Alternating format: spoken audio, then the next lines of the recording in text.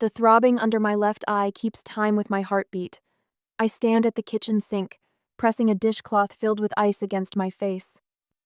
The cold numbs the pain but does nothing for the fear coursing through me like electricity. The lock turns in the front door. My breath catches. No one should be here. Troy said he'd be out until evening, and I'd counted on those precious hours of solitude to think, to plan. I drop the ice pack into the sink and straighten my blouse, muscle memory taking over. My parents appear in the kitchen doorway, grocery bags in hand. Mom's smile freezes, her eyes widening as they land on what must be a spectacular purple bloom beneath my eye. Dad stiffens behind her, his gaze sliding to the floor like water off wax. "Mira, honey," Mom says, her voice unnaturally bright. "We thought we'd surprise you with some groceries." She bustles past me to the counter, not acknowledging what's plainly written across my face. The betrayal slices deeper than any of Troy's words ever could. They see, they know, and they choose to look away. What a nice surprise, I manage, the words tasting like pennies in my mouth. Dad places his bag on the table, careful not to make eye contact. "Beautiful weather we're having," he says to the refrigerator. "Warm for October." A key jingles in the lock again and my stomach drops to the floor. Troy saunters in, beer bottle dangling between his fingers, his smile widening when he spots my parents. "Well, look at this." He takes a long pull from the bottle. Such a polite little family. Mom becomes a flurry of movement, unpacking apples and bread as if her life depends on it. "We brought those steaks you like, Troy," she says, "and that potato salad from Wilson's Deli." I watch her hands trembling slightly as she arranges food in our refrigerator, wondering if she notices how bare it is, how the shelves hold only the cheapest essentials. Does she see the control in that too? Dad clears his throat. "The Patriots looked good last weekend. You catch that game?" Troy launches into sports talk, his voice normal, reasonable. No trace of the man who sent me crashing into the kitchen counter hours earlier. I stand perfectly still, my phone a heavy weight in my pocket. The text from Raina burns in my memory. "Whatever you need, whenever, no questions." My mother chatters about neighborhood gossip, her eyes skittering around the kitchen like trapped birds, landing everywhere except my face. Dad maintains uncomfortable small talk with Troy, laughing too loudly at his jokes. I can't believe what's happening. My own parents see my bruised face and choose him.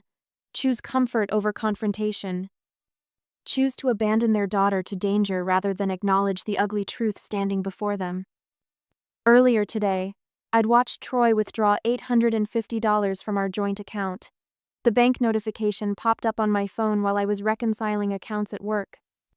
"We need that money for rent," I'd said when he came home, keeping my voice calm, reasonable. "That's almost our entire savings." "It's my money too," he'd replied, opening another beer. "Had a sure thing on that Broncos game." "Troy, please, we can't afford." The slap came from nowhere, spinning me sideways. My hip caught the edge of the counter as I fell, but it was my face that took the real damage, cheekbone connecting with the cabinet handle on the way down. He was immediately contrite, helping me up with gentle hands that had struck me seconds before. "You always push me," he'd whispered, brushing hair from my face. "See what you made me do?" Now, my parents prepare to leave after their brief, bizarre visit. Mom hugs me lightly, careful to avoid my injury. "Call us soon," she says, her smile too wide, too brittle.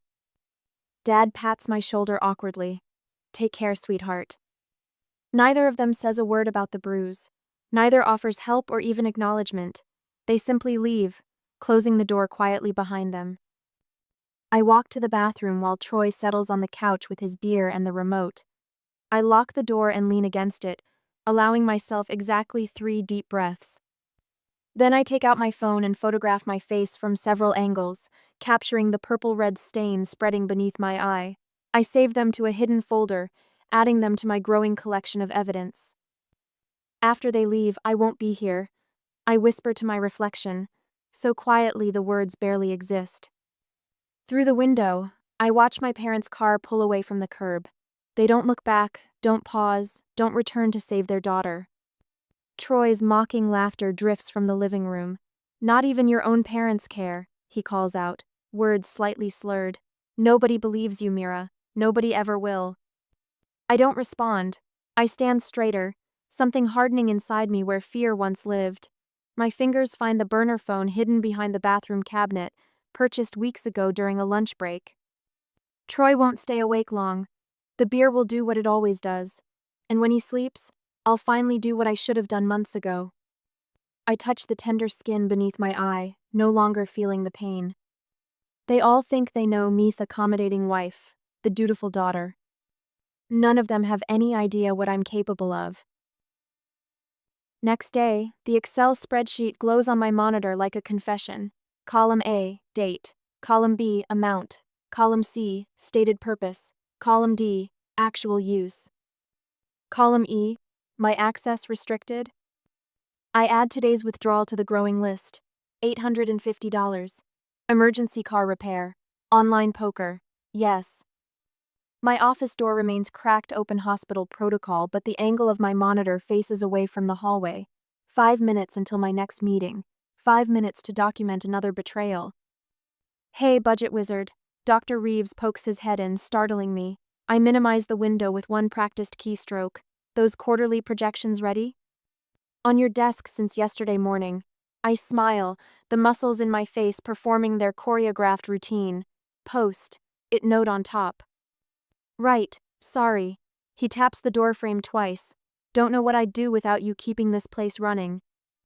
If only he knew how much practice I have at keeping broken systems functioning. When he's gone, I reopen the spreadsheet. My finger hovers over the trackpad before clicking on a folder labeled Elm River Docs in my secure cloud storage. The name brings back memories of childhood summers at my grandparents' cottage on the Elm River, last place I remember feeling completely safe. Inside are subfolders with bland, innocuous names. Budget templates, insurance claims, equipment depreciation. Nobody looking over my shoulder would give them a second glance. I click on equipment depreciation and upload today's spreadsheet update, then open insurance claims. Inside are 73 photographs, meticulously dated and categorized. Bruises on arms, legs, ribs, finger marks on my throat, split lip from last August. The collection grows like a terrible garden. My phone buzzes. Mom. Mira, honey, she chirps when I answer. Just checking in after our visit yesterday. You seemed stressed. My fingers instinctively touch the tender skin beneath my eye. Did I? Work pressure, I imagine.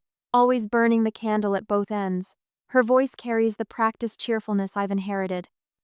Dad and I thought maybe you and Troy could come over Sunday for pot roast.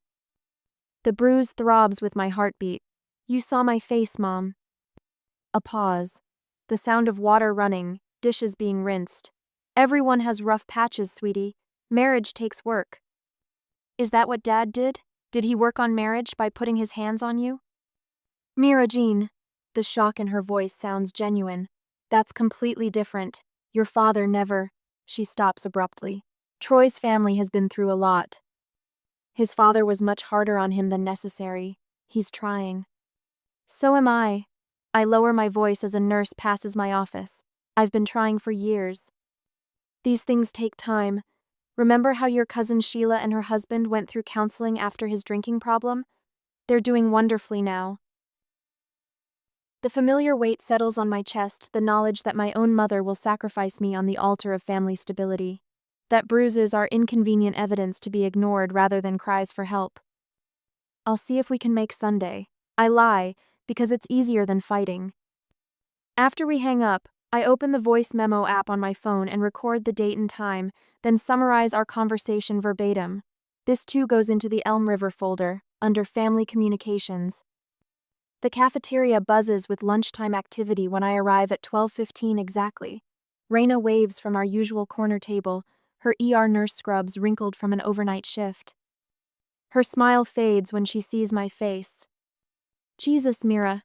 She keeps her voice low as I sit. That's worse than yesterday. Makeup can only do so much. I unwrap my sandwich methodically. My parents stopped by yesterday. And? They brought groceries. And silence. Raina's dark eyes flash. Bastards. All of them. My father took Troy hunting last month. I arranged my napkin precisely on my lap. They saw the bruise on my wrist from when he grabbed me. Dad asked if I'd been mouthing off again. Beneath the table, Raina squeezes my knee. To anyone watching, we're just two hospital employees having lunch. Nobody would notice the thumb drive passing from her hand to mine. Apartment's ready, she whispers. Lease signed yesterday. Keys in the envelope at my place. The code to my garage is the same. Thank you. The words feel inadequate for what she's risking. Troy's cousin Michael is a police sergeant in our district. His family owns half the rental properties in town. His father plays golf with the hospital administrator. I added the security bar for the door. Changed the locks too, though the landlord doesn't know. She takes a bite of her salad.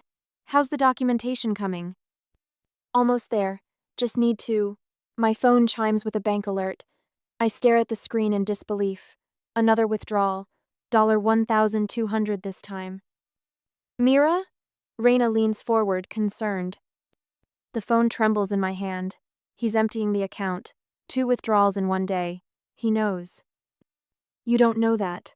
But her eyes dart around the cafeteria, as if Troy might appear between the salad bar and the coffee station. I stand abruptly, heart hammering. If I don't leave now, I might never leave alive. Raina nods once, no questions asked. She's witnessed too many domestic violence cases in the ER to doubt me. We've rehearsed this moment for months. I text her from the elevator. Elm River, confirmed. 3 stops later, my phone buzzes with her reply. Roger that, 10 to 4. The elevator doors open, and I step out into the sunlight, the distance between captivity and freedom measured in heartbeats, in bruises, in careful planning. Soon I will definitely disappear. The silent collector of evidence will finally use what she's gathered. On Sunday, Troy's fingers hover over my phone, scrolling through my call history with the methodical precision of a predator. I fold laundry at the edge of our bed, my movements deliberately casual while my pulse hammers in my throat. Who's this number? He holds up the screen. You called it 3 times last week. The pharmacy. The lie slides out smooth as river water. My prescription needed prior authorization. He studies my face, searching for cracks in my composure. I've gotten better at this, maintaining eye contact, keeping my breathing steady. The number actually belongs to the Women's Resource Center, but I've labeled it Walgreens RX in my contacts. You're hiding something. He sets the phone down but doesn't release it. You've been different lately. Different, yes. The word doesn't begin to cover the transformation happening beneath my skin, invisible to him but pulsing with life. I smooth a pillowcase, buying seconds to compose my response. Just tired, I say. End of the fiscal quarter at work. The doorbell chimes, saving me from further interrogation. My stomach tightens Sunday afternoon, right on schedule. Your parents are here. Troy's voice brightens instantly, the Jekyll emerging as Hyde retreats. He hands back my phone with a warning look. We'll finish this later. My father carries a grocery bag, my mother a homemade apple pie. The scent of cinnamon fills our kitchen as they settle in, studiously avoiding the fading yellow bruise beneath my eye. Beautiful weather for October, Dad says, patting Troy's shoulder. You catch the Patriots game? Mom busies herself with coffee cups, her fingers trembling slightly as she arranges cream and sugar on the tray. I watch her navigate around my kitchen with precise movements, a dance of deliberate blindness. Mira, honey, how's work? She asks, her eyes fixed somewhere over my left shoulder. Fine. I place forks beside the dessert plates. We've been short-staffed. They work her too hard, Troy interjects, his arm sliding around my waist in a gesture that appears loving but feels like a vice. Always bringing paperwork home. My mother nods sympathetically while my father launches into a story about his retirement committee. Neither acknowledges how Troy's thumb digs into my hip bone, how I shift imperceptibly away. Later, as they prepare to leave, my mother hugs me with brittle cheerfulness. We should go shopping next weekend. Girls' day out. The invitation lands like ash in my mouth. 2 Saturdays ago, I'd called her in tears after Troy had thrown my laptop against the wall. She'd listened, then said, "Marriage takes patience, dear. Your father and I have been through rough patches too." I smile now, the expression a mask I've perfected. That sounds nice. After they leave, Troy retreats to the basement to watch sports highlights. I slip into the bathroom, lock the door, and lean against it, allowing myself exactly 3 deep breaths before removing the domestic violence pamphlet from inside the tampon box where I've hidden it. Dr. Levine had recognized the signs 3 weeks ago during my annual physical. "Your friend in trouble," she'd said after I'd fabricated a story about a coworker. "Should know there are resources available." She'd slipped the pamphlet into my lab results folder with knowing eyes. The support group meets Tuesdays during my lunch break in the hospital's West Wing conference room. 8 women, all with stories echoing mine in different keys. The first time I spoke, my voice shook so badly I could barely form words. Now I sit straighter, my sentences more certain. "You're collecting evidence," Marissa had told me last week, approval warming her voice. "That's smart. Most women don't think of that until it's too late." My phone vibrates with a text from Raina. "Coffee tomorrow? Early shift." Our code for meeting at the hospital cafeteria before Troy wakes. I type back a thumbs up emoji and delete the conversation. The bathroom door rattles suddenly, the knob turning against the lock. "Why is this door locked?" Troy's voice carries the dangerous edge I've learned to fear. "Just a minute." I flush the toilet to create noise, quickly returning the pamphlet to its hiding place, stomach upset. When I emerge, he stands too close, alcohol heavy on his breath. "What's this?" He holds up a small purple card, the resource center's contact information I keep folded in my wallet. My blood freezes. I'd been so careful. "What were you doing in my purse?" I counter, the newfound strength in my voice surprising us both. His eyes narrow. "Answer the question, Mira." "It's from work, for health insurance questions." Another lie, another brick in the wall I'm building between us. He crumples the card, his jaw working. "You think I'm stupid? This is from that domestic violence place downtown. I know because Deacon's ex tried the same shit." My phone sits on the counter behind him. The recording app is 3 taps away. I need to document this. "Troy," I begin, neither submissive nor provocative. "No one will believe you."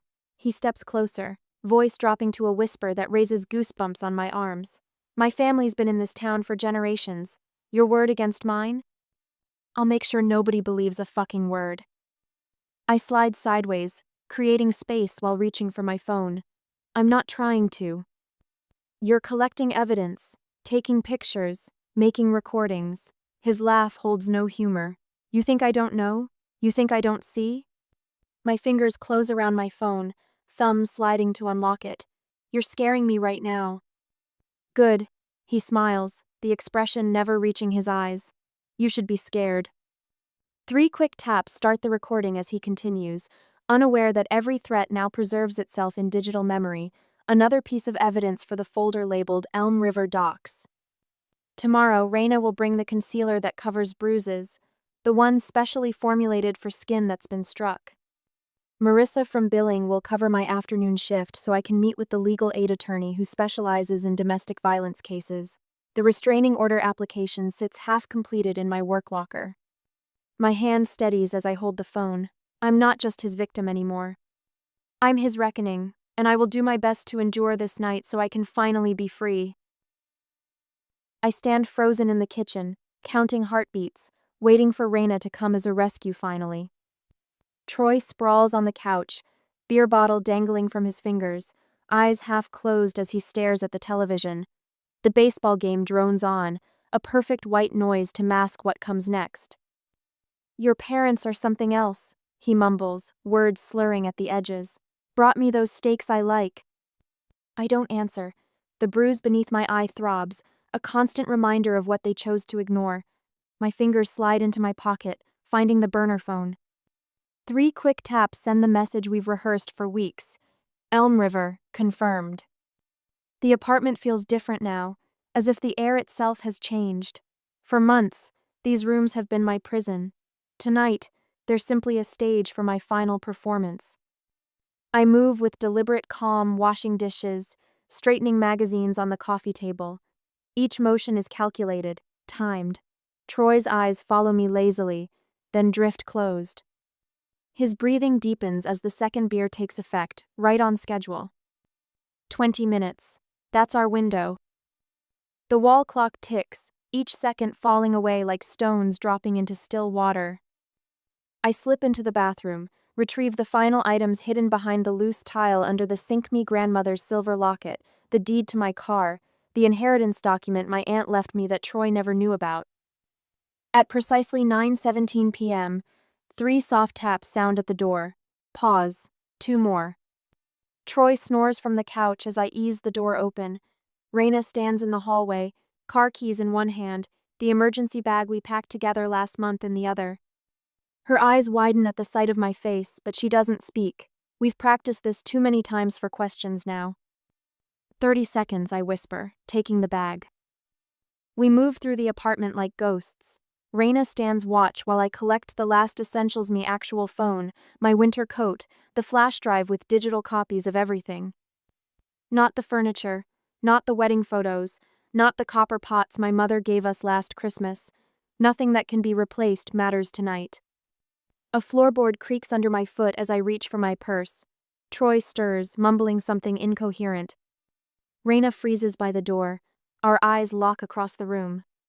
1 heartbeat. 2. Troy rolls over, his arm flopping off the couch. The beer bottle clatters to the floor, amber liquid seeping into the carpet. His eyes snap open. What the hell? He blinks, confusion clearing into sharp focus as he spots Raina, then the bag in my hand. Where do you think you're going? He lurches upright, swaying slightly. The familiar rage darkens his face as understanding dawns. You're not going anywhere, he says, voice deadly quiet as he steps toward me. We're recording this, Raina announces, her phone held high, red light blinking. Every word, every move. Troy stops, eyes narrowing as he calculates this new variable. I set my bag down slowly, reach into my pocket, and withdraw a thick envelope. With steady hands, I place it beside his toppled beer. It's not poison, I say, voice clearer than it's been in years. But it might kill what you've been hiding. His eyes flick to the envelope, then back to me. What the hell is this? The restraining order application. Copies of bank records showing every withdrawal. Photos of every bruise for the past 7 months. Witness statements. Medical records. The color drains from his face as I continue, each word another nail in the coffin of his control. Your cousin at the police station already knows. I filed the report yesterday. They're expecting me. Troy lunges forward, but Raina steps between us. Think carefully, she says. You're on camera. The sheriff has a copy of everything already. I watch the realization spread across his face as low, then all at once. The trap he never saw coming, built piece by piece while he thought I was broken. You can't prove anything, he snarls, but the uncertainty in his voice betrays him. Nobody will believe you. Your own parents don't even believe you. I shoulder my bag, look him directly in the eyes. The next voice you'll hear will be a judge's. He rushes toward us, but we're already through the door, Raina's keys jingling as we sprint down the hallway to the stairs, never the elevator, too easy to trepanned burst into the night air. Raina's car waits, engine running. We slide in, doors locking with a reassuring thunk as Troy's shouts echo from the apartment above.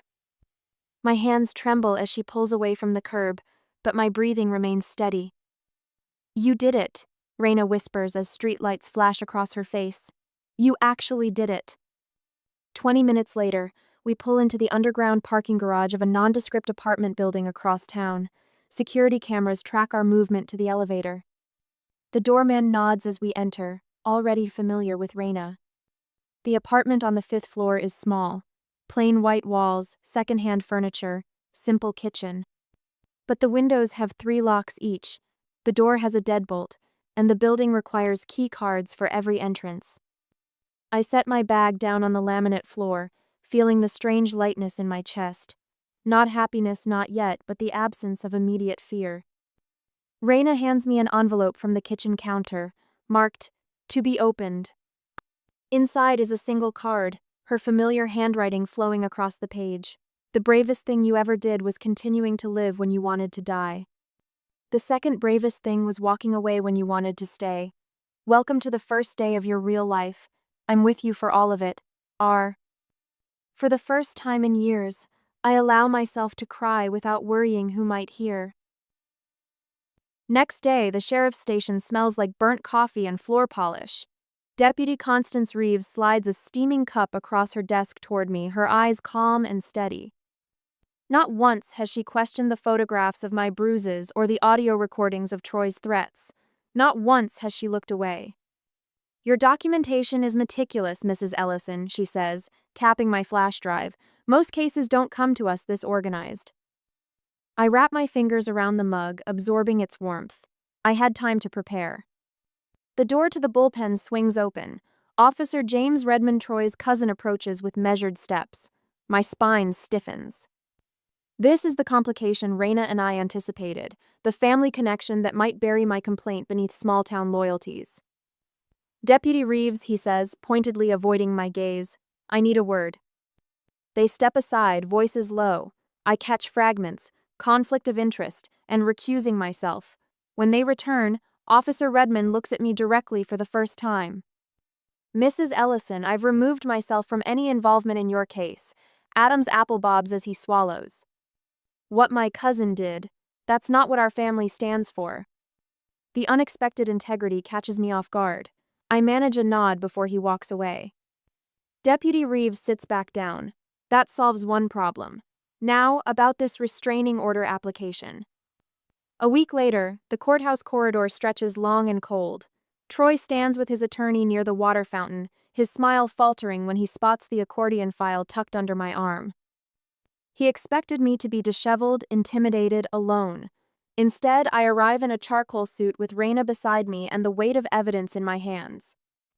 All rise, the bailiff announces as Judge Patricia Houlihan enters the courtroom. Troy's attorney, a silver-haired man with monogrammed cufflinks, presents their case first. Your Honor, this is clearly a vindictive action following a minor marital disagreement. Mrs. Ellison has no witnesses to these alleged incidents. Actually, Your Honor, I say when my turn comes, opening my file methodically. I have documented 15 separate incidents over 26 months. I lay out bank statements showing financial abuse, medical records with injuries inconsistent with reported accidents, and photographs time-stamped and dated. Judge Houlihan frowns, scanning a particular document. These photographs from the 14th of October, your parents were present that day? She peers at me over reading glasses. Have they provided statements? No, Your Honor. My voice remains steady despite the heat crawling up my neck. They chose not to acknowledge what they saw. Troy smirks until I place the audio recordings into evidence. His face drains of color as his own voice fills the courtroom. Nobody believes you, Mira. Nobody ever will. The temporary restraining order is granted before lunch.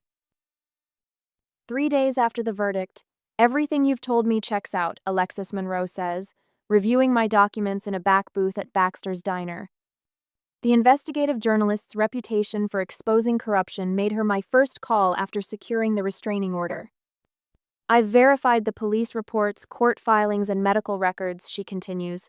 I spoke with Deputy Reeves and that hospital colleague, Raina. I nod, pushing scrambled eggs around my plate. Troy started quite the campaign online, Alexis says, showing me his Facebook posts. Claims of my mental instability and vindictive lies fill the screen. He always said I was crazy, I murmured. Well, his former employer doesn't think so. She slides a printed statement across the table. Granite State Insurance has officially terminated his employment and expressed full support for victims of domestic violence. The power shift feels like vertigo. 4 days after the verdict, my phone buzzes for the 12th time today. Mother again. I silence it, but it immediately rings once more. You need to talk to them eventually, Raina says from my new apartment's kitchen. When I finally answer, Mother's voice sounds strained, unfamiliar. Mira, darling, we had no idea things were so serious with Troy. You saw my face, I reply, each word precise and cutting. You chose silence. We thought it was just. A one-time thing? It wasn't. The anger I've contained for years flows clean and hot through my veins. You brought him steaks from Wilson's Deli while I stood there with a bruise under my eye. We were afraid. Father's voice breaks through, apparently on speakerphone. We didn't know what to do. You could have asked if I was safe. You could have offered help. You could have seen me. The silence stretches between us, 33 years of unspoken truths suspended in the static. We're so sorry, Father finally whispers, his voice thick with tears. It's too little, it's too late, but it's a start. But I will be my own savior in 6 months, so I will build my own peace again. At the present, the morning sun paints my kitchen walls gold. I stand at the counter of my apartment, coffee mug warming my palms, and realize I've been still for 5 minutes, not frozen in fear, just peacefully watching dust motes dance in light. 6 months ago, such stillness would have been impossible. I take a deliberate sip, savoring the bitter warmth. No one monitors how long I linger over breakfast now. No one counts my calories or questions my purchases. The simple pleasure of choosing a bright yellow mug instead of the plain white ones Troy insisted upon still feels revolutionary. My phone buzzes. Dana's text reads, "Meeting moved to 10, bringing those almond cookies you like." Dana and Sierra both survived Troy before me. We found each other during the proceedings, recognizing something in each other's posture during courthouse waits. Now we lead support sessions together at the community center, our shared history transformed into a roadmap for others. I respond with a thumbs-up emoji.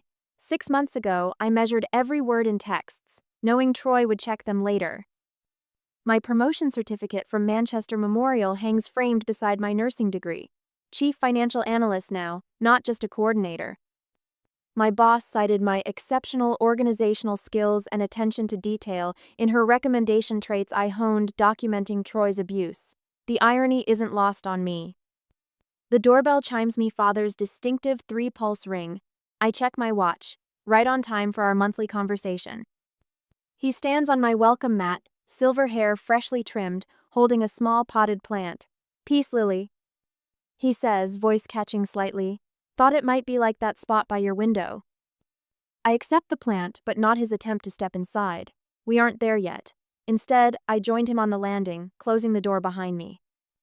"Your letters," I say, referring to the weekly pages he's sent since I left Troy. "I appreciate the consistency."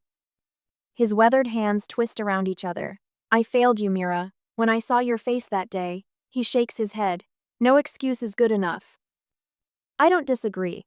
The bruise they ignored became the dividing line in my life before and after. Mom still can't acknowledge her part, sending birthday cards as if nothing happened, never mentioning Troy's name or the court case that made local headlines. "Have dinner with me next Thursday," I say, surprising us both. Not forgiveness yet, but a conversation. Relief smooths the creases around his eyes. He nods once, sharply, a man accustomed to containing emotion. That evening, Raina arrives carrying grocery bags, followed by Sierra, Dana, and 3 women from our support group. My dining table purchased at a thrift store with my first independent paycheck barely fits us all. To Mira's famous lasagna, Raina raises her glass. The woman who couldn't boil water 6 months ago because someone convinced her she'd burn down the kitchen. Laughter ripples around the table, not the nervous kind that filled Troy's dinner parties, but genuine warmth. These women know my story. I know theirs. No masks required. Later, when just Raina remains, helping dry dishes, she notices the candle I've placed in my window. "Anniversary?" she asks softly. I nod. 6 months since the bruise they ignored and the strength it revealed. I light the flame, watching it stand strong against the darkness outside. Not a morning candle, but a beacon marking the day I stopped needing permission to feel safe. Tomorrow I'll finish the resource guide I'm creating for the shelter. Next week I'll speak at the sentencing where Troy faces consequences for financial fraud and assault. But tonight belongs to this quiet celebration of ordinary freedom, sleeping without fear, laughing without calculation, breathing without permission. My reflection in the window glass shows a woman I'm still getting to know. She looks tired but steady, with eyes that hold your gaze instead of sliding away. She doesn't flinch at sudden movements. She plans futures instead of escapes. If someone witnessed your pain and stayed silent, could you forgive them? Would you quietly prepare like I did, or leave at the first sign of violence? Have you ever kept silent to keep the peace and paid for it later? The answers aren't simple, but asking the questions out loud, that's where healing begins.